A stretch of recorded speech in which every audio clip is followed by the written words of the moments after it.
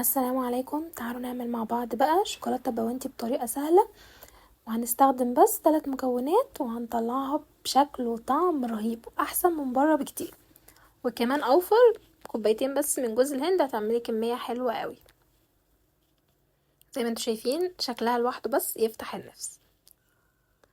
اول حاجة معايا كوبايتين من جوز الهند، وانا استخدمت جوز الهند الناعم، وهضيف لكل كوبايتين من جوز الهند نص كوباية من الحليب المحلى المكثف، وهنزل لكم الطريقة بتاعته بعد الفيديو ده ان شاء الله، لان ده انا عاملاه في البيت عشان ما تقولوش بس انه مكلف او ان احنا هنجيبه كده. هنقلبهم مع بعض بقى لحد ما يكون لي كده قطع متماسكه، يعني انا اقدر امسكه واعمله كده على شكل صوابع بتكون متماسكه معايا ما تفكش من بعضها.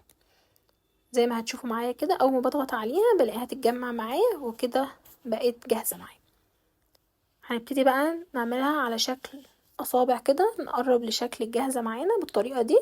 طريقه سهله جدا، وممكن انك تحشيها في الوقت ده كده فول سوداني، اي نوع مكسرات بتحبيه. مش حابه خالص هعملها زي ما انا بعملها بالطريقه دي كده. هنخلصها بقى كلها، وبعد ما اخلص كل الكميه بندخلها التلاجة حوالي ربع ساعه او الفريزر لحد بس ما نسيح معايا الشوكولاته، يدوب كده بس تاخد بروده علشان ما تفكش معاكي وانتي بتنزليها تديها طبقه الشوكولاته. هجيب 150 جرام من الشوكولاته اي نوع تحبيه، سواء بقى بالحليب سواء دارك، النوع اللي تحبيه. انا دخلتها الميكرويف سيحتها، ممكن انك تسيحيها على حمام بخار وتضيفي ليها معلقه من الزيت. هننزل بقى بكل صبع من البوانتي كده، وممكن تعملي فيه اللي هي الحركات دي كده كأن حركات تعريجيه كده عشان تديكي الشكل بس بتاع الجاهز. بكل سهوله هعملها معاكم تاني بالمعلقه بقى بظهر السكينه، وبتخرجيها على ورقه زبده. ما عندكيش ورقه زبده، كيس تلاجة او اي كيس نضيف عندك افتحيه، وهنطلع البوانتي عليه لحد ما الشوكولاته اللي معانا اللي احنا عاملينها على الوش دي تنشف معانا تتماسك كده.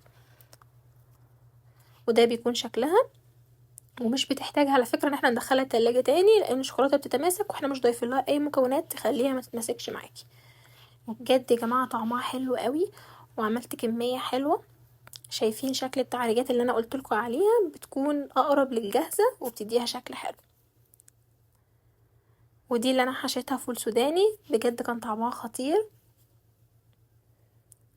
جربوها بقى بنفس الطريقه وان شاء الله هتعجبكم، وخاصه الاولاد هيفرحوا بيها قوي، والمكونات بتاعتها بسيطه. واتمنى انها تعجبكم، واسيبكم في رعايه الله وحفظه.